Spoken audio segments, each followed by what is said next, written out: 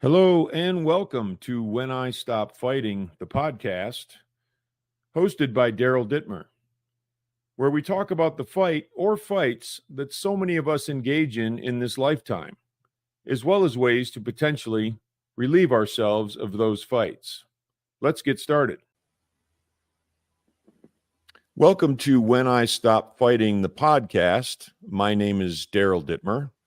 Today, I'm joined by Reverend Rachel Harrison, an ordained minister, creator and host of the very successful Recover Your Soul podcast, and a sober human.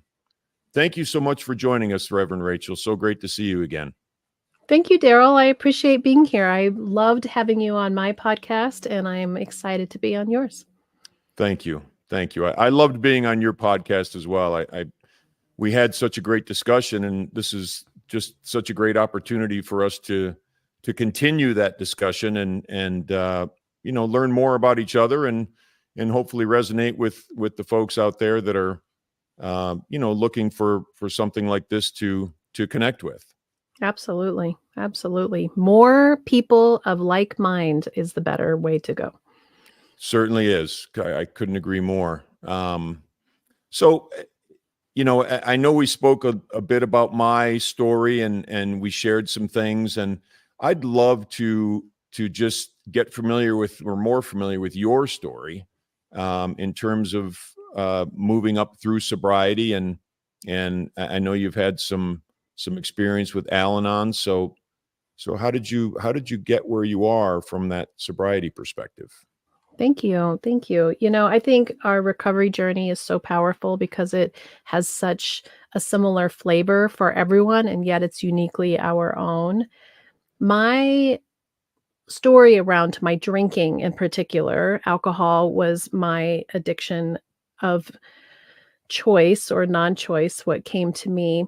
I wasn't raised in an alcoholic home. I wasn't raised in dysfunction. What's interesting is I was raised in a Buddhist, quiet home with a single mother. And now that I look and I can see that there was addiction on my dad's end to relationships. And he smoked a lot of pot. One of my stories is when I was a little girl, I learned how to roll joints, and I would go around to parties with a tray of joints and hand joints to people. So I guess there was addiction. It just didn't look like some other people's addiction. But I grew up in such a calm environment that when I went out into the world, I was really kind of blown away with the complexity of being a human being and the nature of confrontation and how to just be yourself. And so I found very early on that, not very early on in high school, I started learning how to drink. And the crazy thing is, I threw up every single time. I was a terrible drinker. I got sick every single time. And instead of being a normal human being who would think, don't ever do that again, I just decided I needed to learn how to do that better. If I could just control it better, because the reward of being able to be in a skin that I felt uncomfortable in was too great to mess up this piece that thought, this is really poison. Why are you putting this in your system? So I drank on and off through high school, but it wasn't really until I turned 21 that I started really drinking in earnest. And it was really all around discomfort. It was all around how I didn't know how to fit in. I didn't know who to be. I didn't realize at the time that I was a pretty solid codependent. And it wasn't until I went to Al-Anon later that I really discovered how intense my codependency really was. My desire to please and fit in and morph into what anybody told me to be, I would be that. And so drinking allowed me to be in environments where I just didn't know how to be myself. And I didn't know how to have fun. It seemed like the only way that I could let loose a little bit and have fun as well.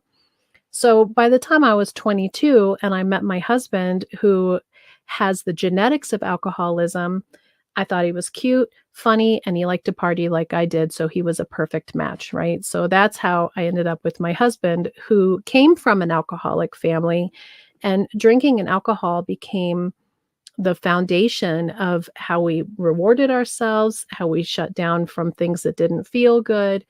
And by the time we were pregnant with our first child, so I was 26, we were going to a counselor.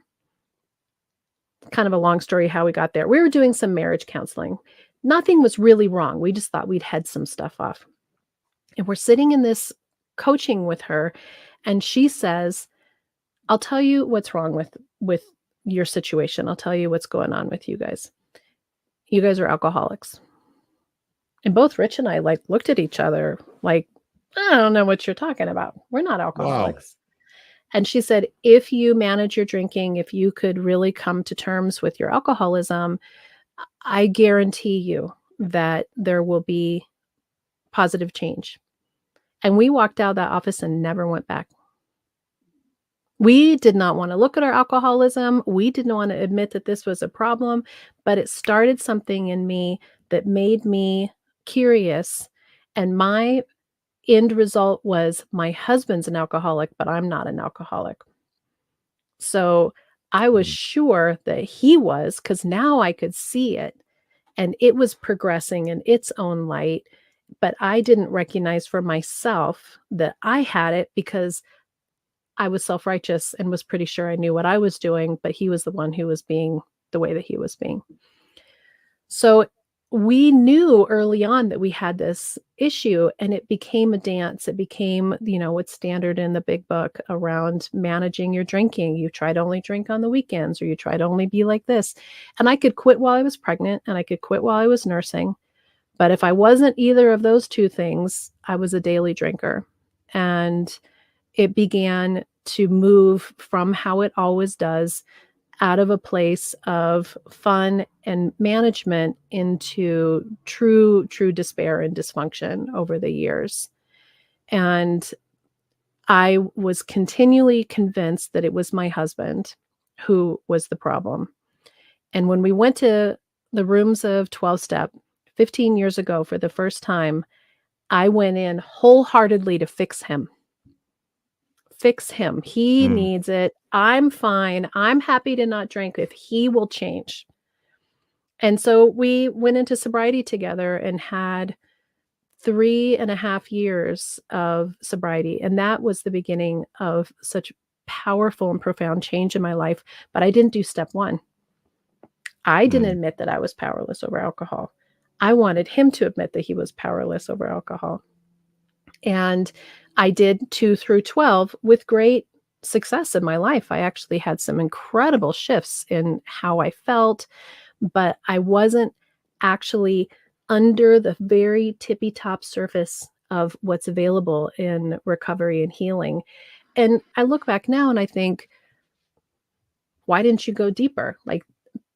But I have such compassion for myself that that's all I needed at that time that I had access to. There was so much more underneath, but I didn't have access to it yet.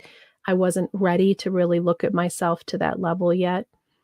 And my husband had stopped going to AA, and I'd done the 12 steps. I'd had a sponsor. I was still going to meetings, and he wasn't going, but I had told him that if he started drinking, I would leave him. So he didn't drink because he didn't want to lose his marriage, but he wasn't doing any recovery. And through that, I became a sick enabler Al-Anon, what they call an untreated Al-Anon. I became bitter. I became incredibly passive aggressive. I tried to control him at every stitch that I could. I became a miserable person in my own recovery. And then we separated and we both went back to drinking. Mm. So it was this interesting journey of how we utilize these addictive substances or behaviors. It doesn't matter whether it's alcohol or porn or shopping or sugar or, phones or Netflix or whatever it is. We all use something. But that journey for me was so important to go through sort of this muddiness, have a touch, a taste of healing, just to see it enough, and then to go back into the mire of it. And then my husband and I ended up getting back together. And what did we bond over?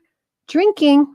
Absolutely. Went right back to the beginning of our relationship where we would go out to bars and drink margaritas until we were, incredibly faded, and did it all over again in our getting back together. And then we're pretty rapidly miserable again. And then I finally got sober for myself, admitted I was an alcoholic. I have a problem.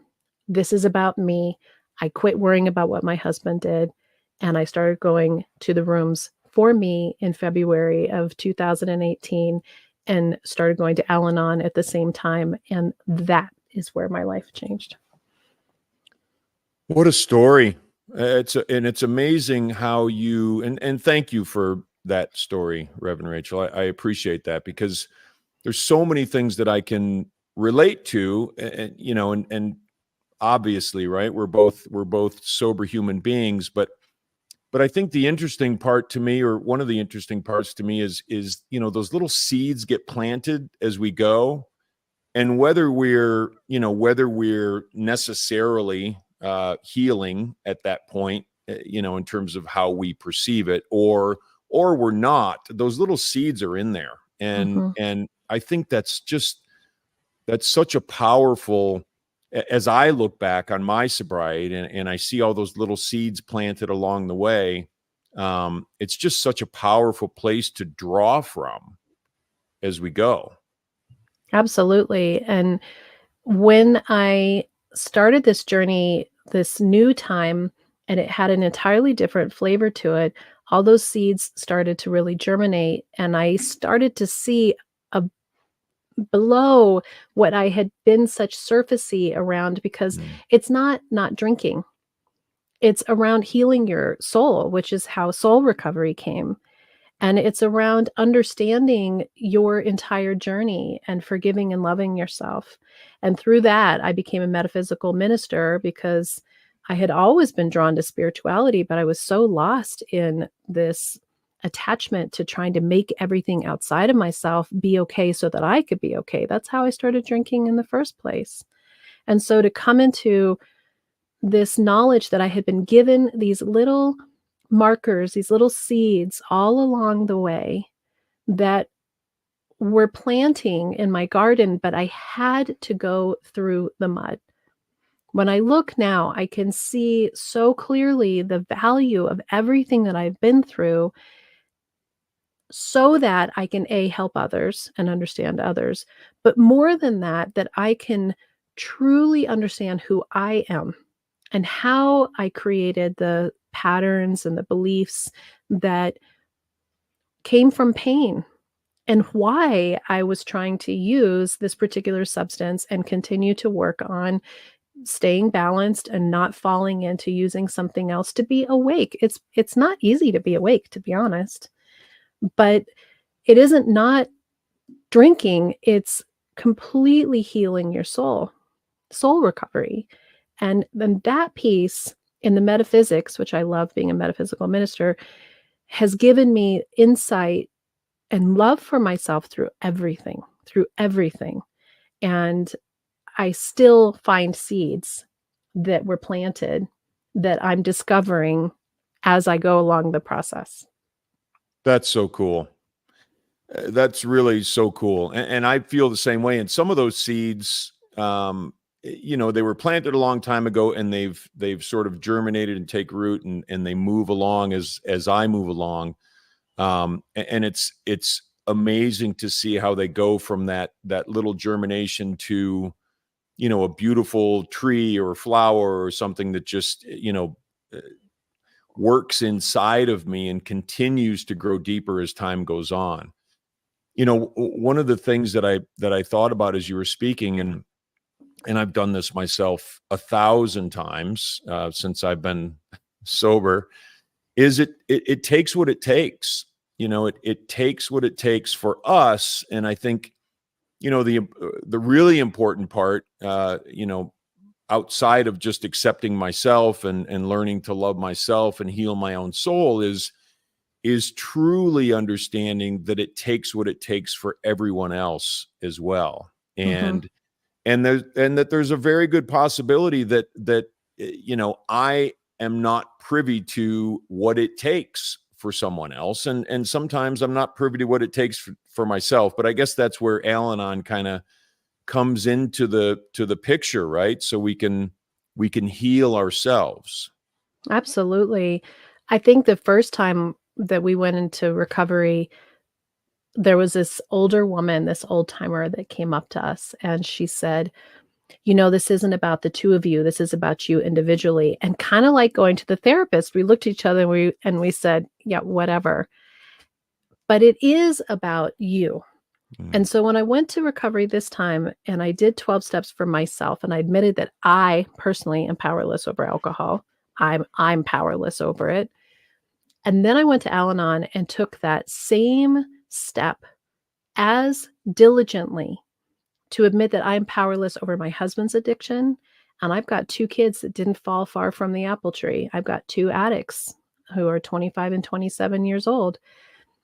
When I went in and could truly accept that I was powerless over somebody else's addiction, everything began to change for me because then I could see how much of my life I had spent trying to fix and control everyone else around me and wanting them to be healthier and happier. Of course, I wanted to be healthier and happier. My husband still, I don't know, I don't even ask him anymore, but I think that he's, I don't know, 8 months sober, He continues to come to me year after year admitting that he's been dabbling here and there. And I care less and less and less because what I see is I see an addict who is on his own journey. And I see a human being who's working to grow and better himself. And his compulsion to drink is his compulsion to drink. I am so relieved to be done with the craving of alcohol. Now, I'm on 2 days of no sugar, and my addict is on fire because I have other parts of me that will continue to draw in that addiction. Because if you're not working it, if you're not aware that it takes what it takes, and you don't stay diligent, some other things creep in. So all of a sudden, I've gained weight. I'm craving sugar. I'm watching myself eat cookie after cookie. And thank God I have the awareness to say, whoa, Rach, what's going on? What's going on? And then take the attention to myself and start looking at that process again, because it's always uncovering something. And that craving is incredibly intense. And yet I have all these beautiful tools to be able to look at it from a compassionate perspective and to remember that this is an ongoing journey that is not about the substances, it's about the soul. So it's an opportunity to look at my soul. You're speaking to a person who has just done all of those things and experienced that. And it makes me think of a couple of things. One is that, if we're not attending to our body, our mind, our heart, and our soul, if we leave any of those out, we can find ourselves in trouble. And I've been there. I've, have been addicted to nicotine. I just yesterday, and, I've been in sobriety for a long time and recovery for a long time, but I was able to, I'm going on vacation in a couple of weeks and I'm trying to cram everything in, just everything I can possibly do. I want to do my second book as an audio book. I want to get this done. I want to get that done, and just go. And a couple of days ago, I was feeling like, oh man, I'm just overwhelmed. And I haven't been, overwhelmed for any period of time in a long time. And it feels good to have felt that. So I get back into overwhelmed, and I'm like, no, you can't do that. And so I decided to scrap, trying to get my audio book for book 2 done before I leave, because I don't need to. It's me trying to cram everything in. And I think that's just the same as, it's the same as sugar. It's the same as porn. It's the same as alcohol. It's the same as drugs. It's it's me, just being an extreme human being. And I have to pay attention to that with myself, and I have to allow myself grace, which I think is incredibly important. And the other thing it brought up for me is gratitude. I just thought about gratitude when you were talking about, how you're able to separate yourself, and how you're able to, to be able to focus on Reverend Rachel and what Reverend Rachel needs to do for her own self. And it's beautiful to hear that, because knowing that this stuff works and seeing it work and watching it work with other people makes me incredibly grateful. I think the recovery journey is so profound, and you don't have to have a addiction that's taken over your life to step into awakening to remembering who you are. And I loved when I had a class in the Unity Church that I've attended forever, and they had a "How did Unity get started?" And they talked about in the class how Bill and the 12 steps has a similar foundation and was crossed over in New Thought, and that is a spiritual program. And so when you think about having had a spiritual awakening as a result of these steps in the 12th step, this part of us being the doers and having something that is supposed to fix it or control or addiction or whatever it is coming outside of our connection with the universe.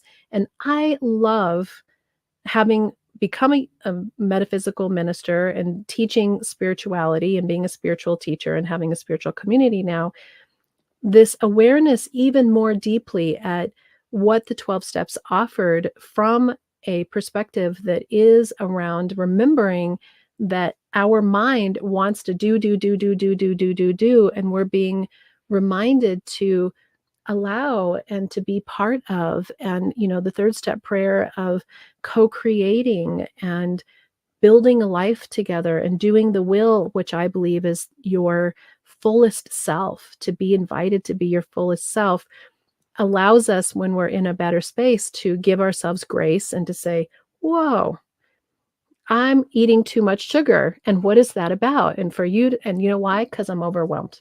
That's why I'm eating too much sugar, because my business is a lot. And so how do I reward myself? Oh, I'm rewarding myself with sugar, just like I used to reward myself with alcohol. So it's giving me pause to say, how can I do this differently so that I have more space for myself? I don't have to push it, because if I believe and know that spirit is indeed guiding me and holding me, it will all work itself out so that I can be okay. That's the whole point, is to be full and okay.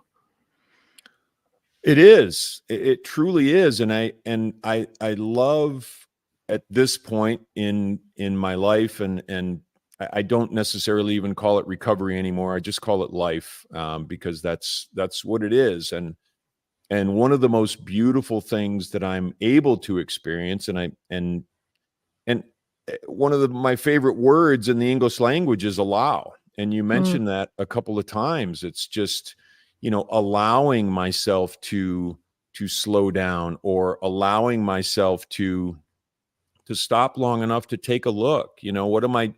What am I doing? And I ask myself this all the time: what am I doing, and is it working? And if it's not, I shift. And that's what I need to do. I need to continue to explore and continue to learn, and continue to find out what works for me and find out what doesn't work for me. And that's such a beautiful unfolding process. And it's just, it reaches my soul when I take the time to be quiet, and I take the time to, and I meditate, and I do breathing practices, all of those sort of daily habits, that hit my soul. There's a lot of things that don't hit my soul, and for me, and, paying the bills and doing all these things. And, I have to take the time to disconnect from the normal every day. And if I don't take time to do that, I will be affected, and I will lose that connection that I so enjoy. I think it's so interesting when I look back at myself prior to soul recovery. And one of the things that's so wild is how crammed with stuff that I put upon myself, as if that could keep me from what I perceived to be difficult things to look at. And I think for anybody who might be still on the fence or watching other people who are struggling or in their own struggle, it's really about giving yourself grace for how our minds work and how much we protect ourselves and how being busy, busy, busy, I never had quiet. My mom raised me as a Buddhist, and all she kept saying was, "Rachel, just meditate for 5 minutes. You don't have to do 20 minutes or an hour. Just give yourself 5 minutes." And I couldn't give myself 5 minutes because something in me was on overdrive in my ego, fear, pain self. And the more that I've done this work and calmed down and healed and looked at and been tender to these parts of myself, I love silence. I have to have a spiritual practice in the morning. I listen to the woo-wooiest, kookiest music that I just love. I always have incense and a candle going. My whole system has changed. And so when we recognize that each part of our journey is where we're supposed to be, and to give ourselves grace and allowance to be in each of these phases, but to know that we're being called. I think we're being called, anybody who's listening to anything at any time, that is a reminder from spirit to go to your true essence of who you are. And it's not instantaneous. It's a windy, kooky road, and sometimes we fall all the way back to the beginning, kind of like Sorry, the game Sorry, all the way back. And sometimes, we get to gently progress forward, but this ability to know that you can completely change your mind and how it works is so profound. And that was the piece in Al-Anon, just to sort of come back to Al-Anon, because Al-Anon was such an important thing for me. AA and Al-Anon are such great programs, and they have to stay in their lane, which is why soul recovery opens up to whatever I decide that it is, which is so great, right? But when I went into Al-Anon, I was getting what I needed from AA, but it was the first place that I went where I really realized that busyness that was within me was consumed with stuff that I can't control. Not only are we powerless over somebody's addiction, we are literally powerless over every single thing outside of ourselves. And Mhm. Buddhism teaches that our suffering comes from our clinging and attachment to something being different. And when I went into Al-Anon, it's as if all of the spiritual practices and principles that my mother had taught me in Buddhism, that I had been learning for 20 plus years in New Thought, broke open, and I could finally see that taking that time for myself, taking that time for myself in the mornings, in my contemplation of life, in my ability to let go of what my husband is doing or what my kids are doing, is the greatest gift that I can not only give myself, but to give to them. That if I really want to help them, the greatest gift that I can give them is for me to help and heal myself. And that's what I got out of the rooms of Al-Anon. And sometimes I went in as white knuckled as I did into the rooms of AA. Can I not drink today? Can I not be completely consumed with my husband and my kids today? And slowly, slowly, slowly, it's released, and I'm willing to do whatever it takes for my healing. And that has been the gift of the programs for me. That's it, right? It's getting back to us, our true selves, and and clearing away, they talk about clearing away the wreckage of the past, but it's clearing away the wreckage of anything that's in the way of me recovering the real me. And Mhm.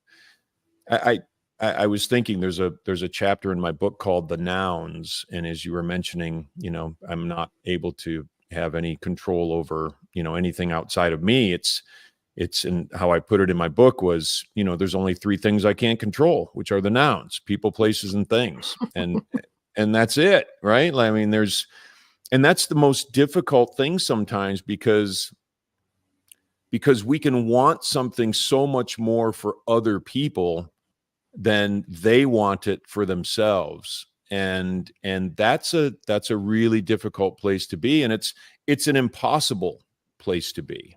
Um, right? It's I've It's been not that. impossible. I don't think it's impossible. I used to think it was impossible. I used to think that I used to wear with a badge of honor when I heard the saying that you're only as happy as your least happy child. Mm, I That said something to me. I had a kid who struggled. I had a kid who had a really, really hard time. He was in residential rehab by the time he was 16. He had mental health issues. He struggled, and I couldn't be happy because he wasn't happy. mm. And now that I've done what I call soul recovery and I've done all of this work, I can have compassion for their experience. And it isn't impossible. It's like my heart breaks. I can actually feel those feelings that I didn't know how to feel. I can sob and be sad for where my children are sometimes, or the world, or, people ask me as a minister, why is there war? Why is there evil? Why do people do things to other people that are terrible? That is a good question. And yet when we think that we can control that, we are taking on what isn't ours. So when I can see bigger, metaphysically speaking, I can't possibly understand what my kids' journeys are and what they need to go through to get to where they did, where they will go. I had to go through what I had to go through to get where I am today, and I'm not cooked yet. I still got a long ways to go, only 54, you know? So when I let go of thinking that I might know better for their journey and started questioning and have curiosity for mine, the impossibility went away. It isn't impossible, it's just painful. And pain is okay. Attachment and clinging are what really create the suffering. Right, exactly. Pain is inevitable, suffering is optional, which I 100% agree. It reminds me, there was a and I he was, I believe, a Unity minister, but Jack Boland, from a Hmm. long time ago when I first got Mhm. into sobriety, and he used to say we're all in spiritual kindergarten. And I truly believe that about me, because as other very wise people used to say, that humility is remaining teachable and being teachable. And so when I think of myself, you said I'm not cooked yet, and I'm 58, and I am far from cooked. I've got a lot of cooking left to do, and that's completely fine, because and I love that about the journey, because it's not going to end, Mhm. as until they do whatever they do with me when it's over, in this body. um I'm just going to keep going, and I love that about the journey, right? I think that's one of the most beautiful things, that we have the ability to to move toward, and to, I don't want to say strive, because it's not really strive. It's more, it's almost the opposite of strive. It's quieting, and it's listening, and it's allowing, Mhm. and all of those, things that are not what many people do. And that's the, you mentioned the world, and how the world can be so crazy and unpredictable, and family, and all those sorts of things. And to not chase that is such a blessing. It is, and when you make this shift, it's a perception shift that doesn't take much. from this belief that I think that I had, that the world was supposed to show up in this very specific way, and then it was like going to be like a page turner that looked, I already knew what the ending of the book was. I just didn't entirely know what the chapters were about. And then I was constantly disappointed because I had this level of expectation of who I thought people were supposed to be and how I thought it was supposed to be. I was miserable, right? Like I was trying to control the world and I was trying to understand, and I thought I was helping and bettering by telling people how it should be. Talk about non-humility. I had a huge amount of self-righteousness, which I still have to be mindful because it's sneaky self-righteousness. Mm. And now that my perception has shifted, I'm curious about this story. It's like, I have no idea what my timeline is. This is my curriculum of life. When I started looking at it as more of a curriculum of life rather than some story or movie that I've already produced and I'm just waiting for it to turn out the way I wanted, I stopped being a victim. I stopped feeling like it was happening to me and I was being screwed all the time. And I started being curious and I started seeing everybody else in their experiences with like so much more grace and compassion, and not taking it personally. The 4 agreements are some of the 4 most beautiful. Just do those. Don't take it personally. Be impeccable with your word. Don't make assumptions and do your best. Just live with that. And if you can do, especially don't take it personally and don't make assumptions, success, right? So the journey for me has become so different because I'm not a victim anymore. I'm not pissed about the ride. Now I'm like excited and exuberant and curious about what's next. And I trust, and this is the piece about spirituality, I trust and know that I'm being guided. I trust and know in what that is for me, whatever that is for everybody. I love that about 12-step. I love that about spirituality. No one is telling you what that needs to be. They're saying you discover that for yourself. But when you trust in it, you are the co-pilot, and the pilot has got you, and it changes everything. It does change everything. And I can just, that resonates so well with me because, and I say this to people and they look at me like I'm nuts, but I say, I do what's in front of me to be done. And then the next thing that I need to do shows up. And when I get my sticky little fingers in there and try to, control that or try to think, okay, that's when I get overwhelmed. That's when I get, full of all my stuff. And I have to just back away and allow myself to back away from that. And that's just such a beautiful, that trust and that faith is so powerful. And such a great, just sort of groove. And another one of my favorite words is resonance. What is resonating in here, and how that relates to, the faith and the trust. And because I know if it's resonating here, it's right. And that's where I need to go. And that's what I need to do next. And, et cetera, et cetera. So beautifully said, Reverend Rachel. And thank you for that. You're welcome. I love these conversations. And I think the resonance that's so interesting is my entire friend base has changed. My whole life has changed. The way that I live my life has changed. And for somebody that didn't think that you could possibly not have fun without a margarita or a glass of wine in your hand, I wouldn't change it for anything. I will take this resonance over that dysfunctional crap that I was living in any day. Any day. Absolutely. And I think we talked about this a bit ago when I was on your podcast, but success in life to me is, and there's a lot that goes into it, but it's waking up in the morning with a smile on my face, and just ready to go, ready to face the day.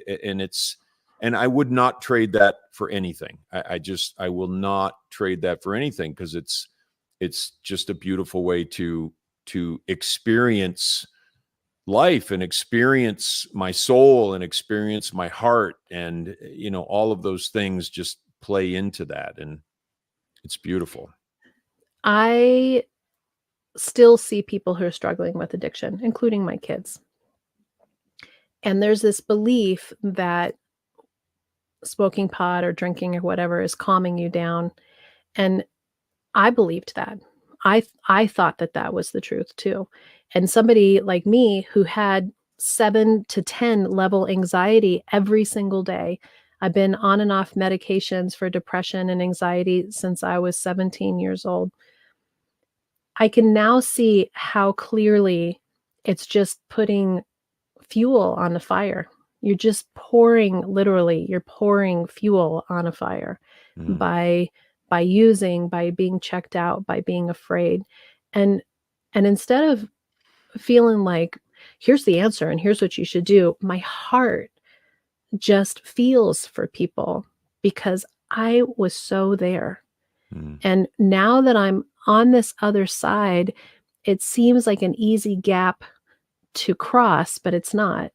And it took a lot of work. It took a lot of work. And I don't really like the work. I don't like the word work, so I often use the word process. But it's this slow unfolding and those little baby steps of not just what to do in the day of, I'm going to be on the podcast now, and then after this, I'm going to go get my oil change, and then I'm going to upload the podcast for tomorrow. But it's like inside of those spaces of being present with myself in a way that I couldn't be before because I was so distracted and I was in so much pain. And that's the gift, is being incredibly aware of the preciousness of our life, which I never felt that way before. And the preciousness of our ability to hold our happiness for ourselves, that it isn't anybody else's to determine, it's ours. I am now not as happy as my least happy child. I am now as happy as I determine myself to be. And I learned that by starting in the rooms of AA and in Al-Anon. I don't attend those meetings anymore because they don't resonate with me. But if I get a craving or if I feel like I got to go back, I will be there in a second. But my life is having had a spiritual awakening. And it is living that every single day. And for that gift, it's been this slow and steady bit of doing one thing to the next thing to the next thing. And it just continues to unfold. And it's incredible.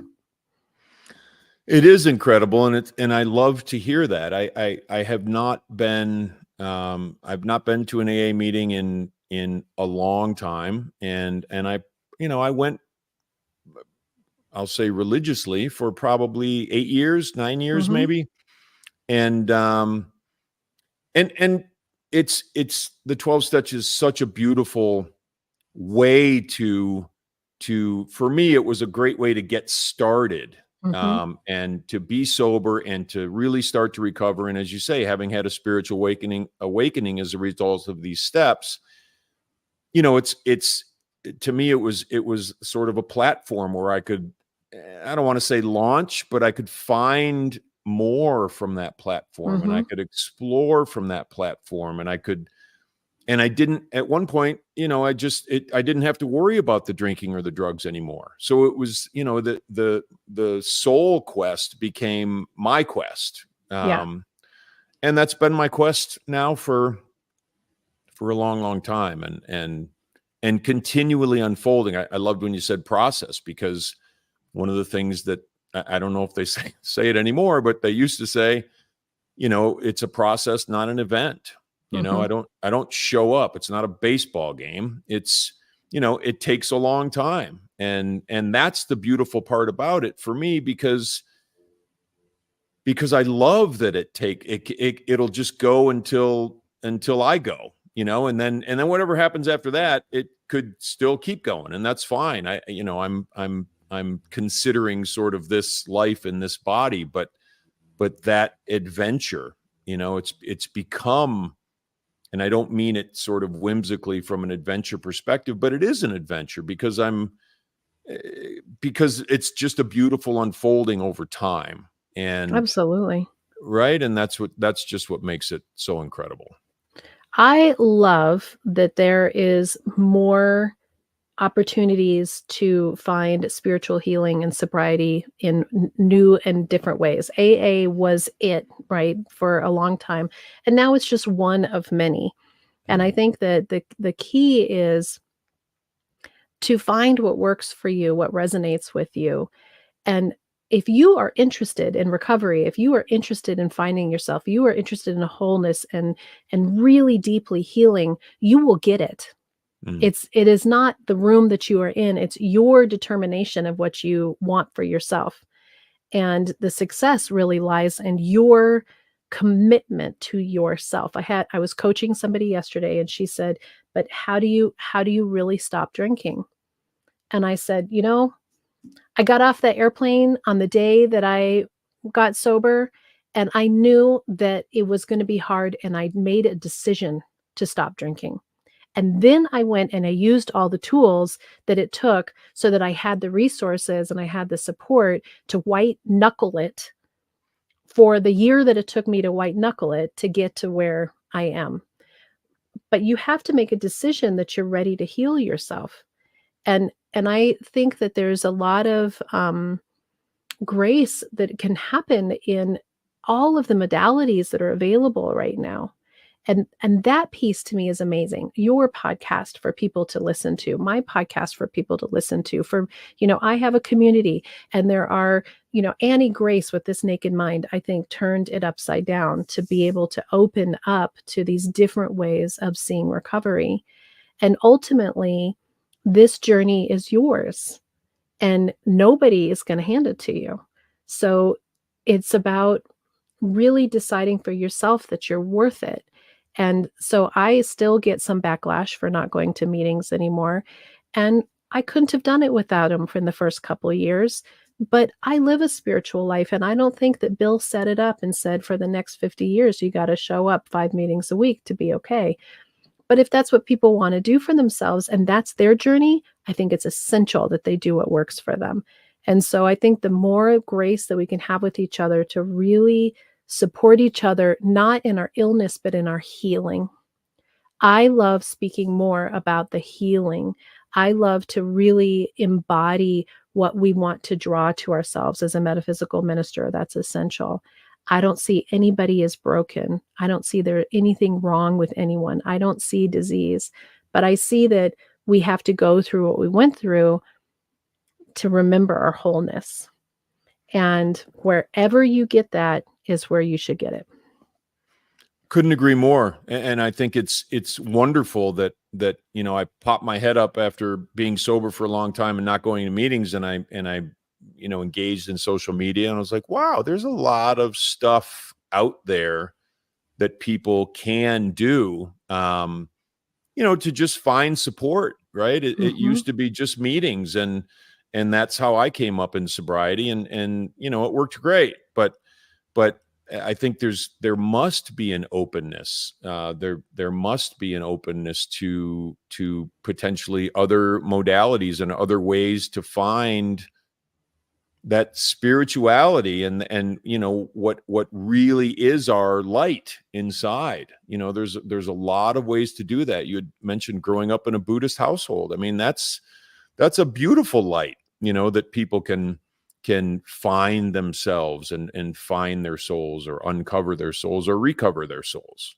Absolutely. Absolutely.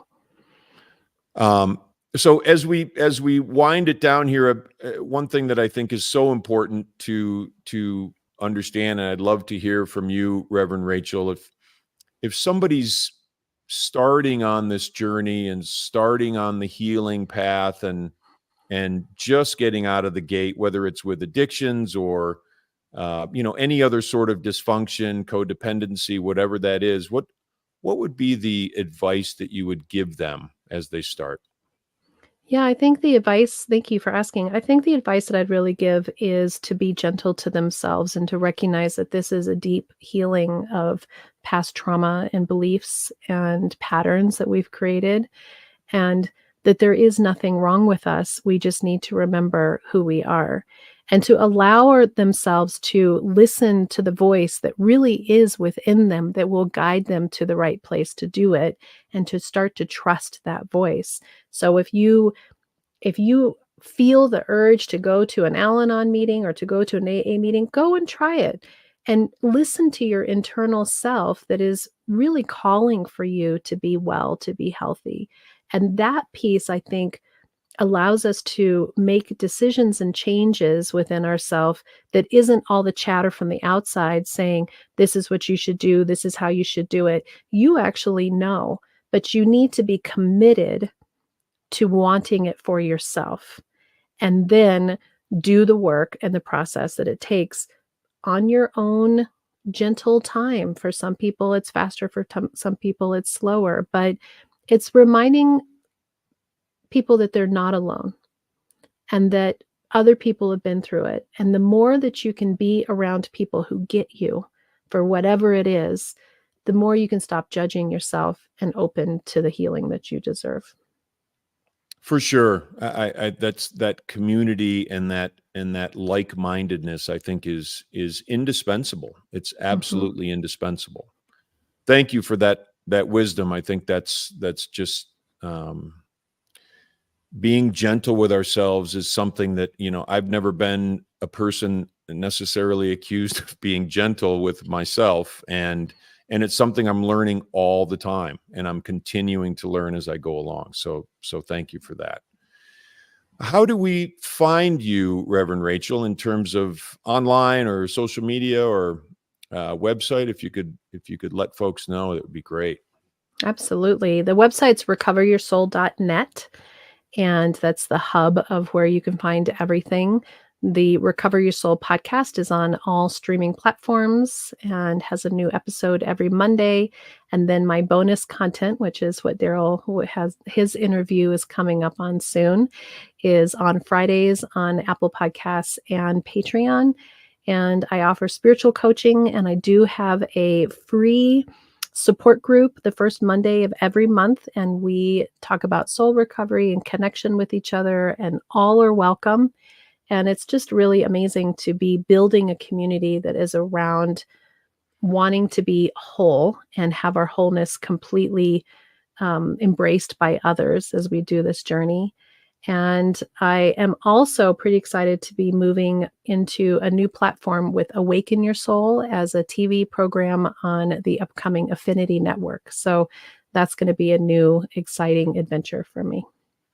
That is so cool. I'm so happy for you for doing everything that you're doing, and helping people, and your authentic nature and your honesty and all of these things just shine through. So Mm, you're a wonderful asset to this world. thank you. Thank Really you. Thank you. appreciate that. And thank you so much for coming on with us today. I really appreciate it, Reverend Rachel, and I look forward to speaking with you soon. Me too. Let's stay in touch, and being sober friends and community is essential for us all to be connected and to continue to grow ourselves. It is. Thank you so much.